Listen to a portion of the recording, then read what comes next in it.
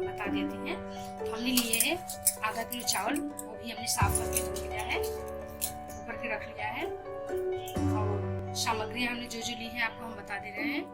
हमने ली है जीरा, दालचीनी, हरी मिर्च कटी हुई, लौंग, तेजपत्ता, काली मिर्च। आप कम ज़्यादा भी कर सकते हैं, आपको जैसा फ्लेवर पसंद हो। तो चलिए हम आगे स्टार्ट करते हैं बनाने। हमने गैस पे ऊपर रख दिया है, हम इसमें डालेंगे ऑयल। हम इसमें ऑयल डाल लिए हैं। अब हम इसमें डालेंगे जीरा। हमारा ऑयल गर्म हो चुका है, हमने इसमें जीरा डाल दिया है। जीरा हमारा गर्म हो चुका है, लाल हो चुका है। हमने इसमें तेजपत्ता डाल दिया, लौंग, काली मिर्च, दालचीनी, वे लाल हो चुके हैं सारे।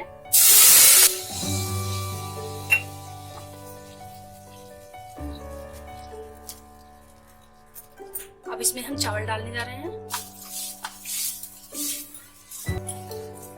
चावल डालने के बाद हमें पानी देख लेना है, कम बेसी हो जाए पानी। आप पुलाव बनाते इसमें घी भी ऐड कर सकते हैं, घी से अच्छा फ्लेवर आएगा आपका पुलाव में। हमने जो मिर्ची काट के रखी हुई थी वो डाल देंगे।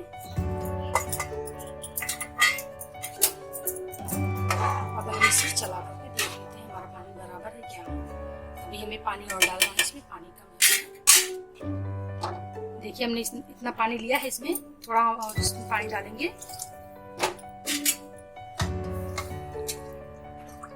अब हमारा पानी बराबर है, लगभग इतना पानी होना चाहिए। हम इसमें चावल के अकॉर्डिंग नमक डाल देंगे। अब हम इसको ढक्कन को लगा देते हैं, एक सीटी आने तक हम इसे छोड़ देंगे। अब हमारा पुलाव तैयार हो चुका है, एक सीटी लग गई है। अब हमने गैस को बंद कर दिया है। अब हम इसको एक सर्विंग प्लेट में निकाल लेंगे। ये देखिए हमारे खिले खिले चावल बन के तैयार हैं।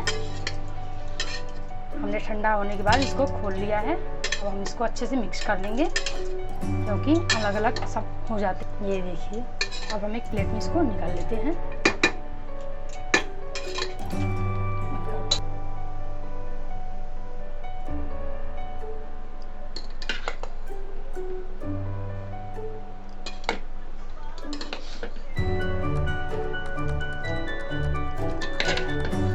इसे टमाटर और प्याज से गार्निश कर देंगे, सजा देंगे हम इस।